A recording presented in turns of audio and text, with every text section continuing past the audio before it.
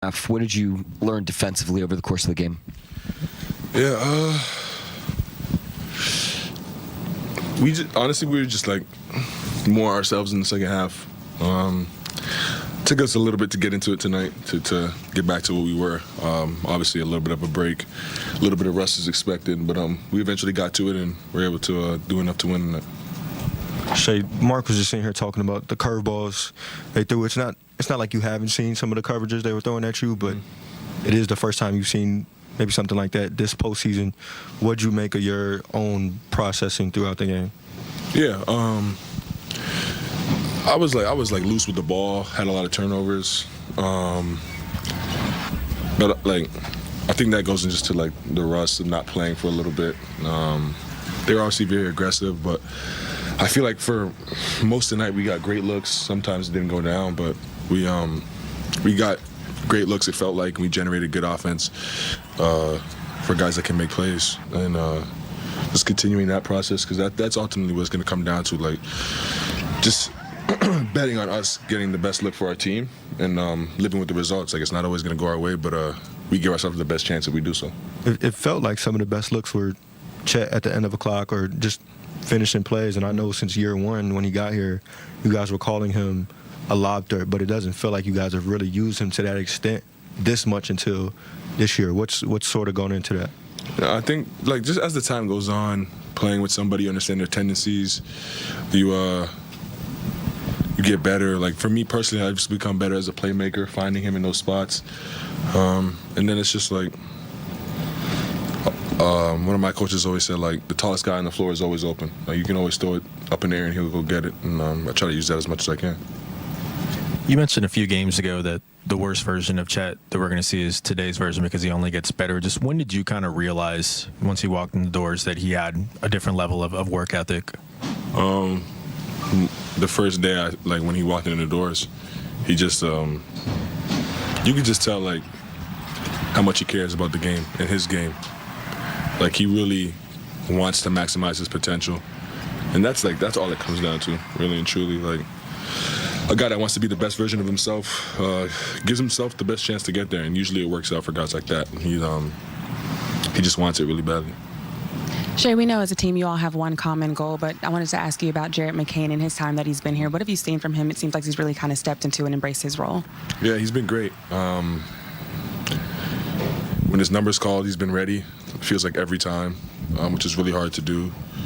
Coming to a new situation, having to move and all that stuff, all the outside distractions. But he's had 2 feet in the circle, we call it. But yeah, he's a great teammate, obviously a really good player, and he's out there for a reason. He helps us win, and he's helped us win multiple games and big time games this season, and he did so again tonight. Overall, like, what stood out to you on the court, both ends, in OKC, kind of pulling away late?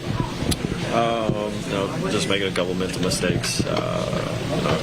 Felt like we got some good looks, we just didn't make them. And every time, if you watch them throughout the year, every time you make a couple mistakes in a row, they capitalize on those. I know you're always your biggest critic if you don't hit shots. So just where did you feel like your game was at, and where are the places that you wanted to have it be better in game 2? Yeah, I mean, obviously, the easy thing is to make more shots. I got to, my spots multiple times and just missed a couple of easy shots. But, for the most part, you got to limit the turnovers, they pressure the ball really well. Just got to give us an opportunity to get a shot on goal every possession. At what point you were down on the floor for a few seconds? Was that the oblique or? Nah, I'm good. It was a 4-point game with about 6 minutes to go in the third before they were able to break it open. I know you're not looking for little victories, you're trying to get a win in the game, but was that evidence of those 2.5 quarters of you guys finding things that can work against us? Yeah, I mean, the ultimate goal is to win, and when you don't, it sucks. But like I said, there's some things in this game where we can go back and watch and see, things that worked and things that didn't work and clean them up and, kind of get after that chess game. How important is margin of error in series like this, especially against a team with the defensive tenacity of Oklahoma State? Yeah, I've just said it. Once you make a couple mental mistakes, it seems like they take advantage of every one of them. So just got to be sharp every single possession.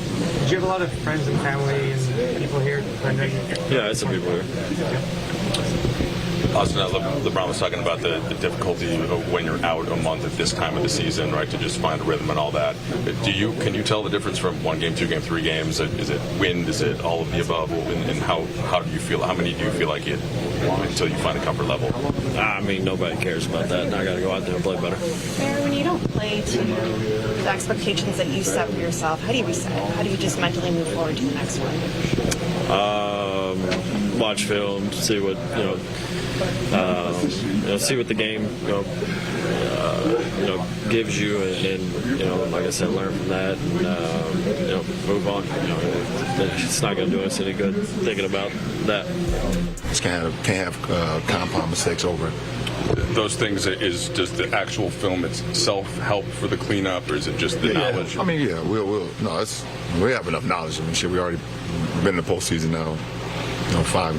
7 games tonight was our 7th game in the postseason. So we have the knowledge, but we will sit on film and see ways we can be better. And obviously they're going to make adjustments too, because I mean, shit, that's what championship teams do. So we have to be ready for what they bring to the table as well. You guys' ball protection was better in the first half than in the second half. Would you say that was some of the game plan at this point on your guys' end, or do you think they were starting to maybe get a little bit of a better read on what you guys were doing? No, we just got to be better with the ball. Offensively, LeBron, obviously when you guys lose Luka, Austin was a month, it's going to be tough. Just like, what are you seeing on that end of the floor right now? Where is it sticky, and how can you guys clean stuff up on that end? So yeah, where do you think the offensive issues are coming from right now? Obviously, that's a great defense. Issues coming from? Yeah. Yeah, we have a guy that averaged 37 a game. What do you average, 35 this year? 33 and a half? Yeah. I mean, what are you asking? Okay, well, I'm asking, like you guys... There's the issues right there. We're playing against the number 1 defensive team in the NBA, as far as the ratings and everything. And when you play against great defenses, you have to have guys that can attract multiple defenders on the floor at all time. Even I felt like we had great shots. We got some great shots tonight. We missed them. But when you play against the world champions, having a guy that averages 34, 6 and 8 and 8 and 9, whatever the hell, that's special. So we have to be better at finding ways to get to the blender, finding ways to get to the paint. We know they're a paint swarming team, so we have to be better with get into the paint, not turn the ball over, and then shooting with confidence. But I feel like we got some really good looks. But shit. Tonight was the first time that Shai was held under 20 all season. You guys held them as a team, so went away. Just what was working just defensively, game plan wise, and execution wise? We're down 1. Same. Shai versus the Lakers is Lakers versus the Thunder. We're down 1-0. That's the main thing. Keep the main thing the main thing, and that's who win or lose. That's all it's about. I know Austin's not a guy that you have ever really worried about as a teammate, but are there other things you guys can do to help him find a rhythm? Obviously, he was only 3 days back. Well, he was out a month. So, we hoping, and we know he's going to make shots and make plays, but that's tough. You're out a month towards the end of the season, so. Obviously, we were trying to fast track, him getting back on the floor and doing the things that he was doing before the injury, whatever the case may be. But he's out a month, so rightfully so. If he has some games where he's missing shots or whatever the case may be, but his presence alone helps us, no matter what. Jared has been such an important part of this team in the locker room. So obviously, he gives you guys a toughness and edge on the court. What was that like, just seeing him in that amount of pain? Have you had a chance to talk to him at all? He's tough as nails, so if Vando was in pain, then something actually really happened, so it sucks. You've had a lot of success in the post, and just assume that takes a toll, though, just on an offensive player as well, just energy-wise, is it not? So when do you decide when to go to it and how often in the course of the action? When the set is called. I'll do it, we have a lot of sets how to get guys involved, how to get me involved, but ultimately how can we, best, break down their defense as much as possible. But no toll for me. I'm fine.